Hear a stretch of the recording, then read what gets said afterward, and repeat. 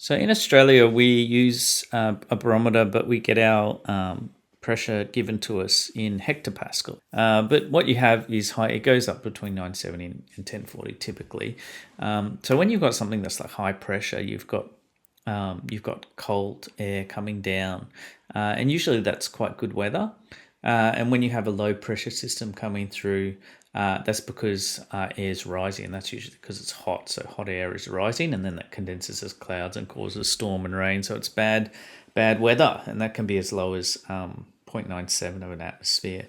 So we say 970 hectopascals. So what you can do is you can set up your own barometer. So you just invert a container here, just like this, so like a bottle with water there, and keep them at the same levels, and then you can just take a reading, and you can put as many readings on as you want. I'm just using a rubber band, and so when I set it up, it was 1016, and so what happens? You've got a toothpick in there so that it's not sealed off for this particular setup. But what you've got here is you've got an increase in pressure because you can see it's pushing down on the liquid here, and that's pushing the liquid up here. And so the pressure is a little bit higher than 1016.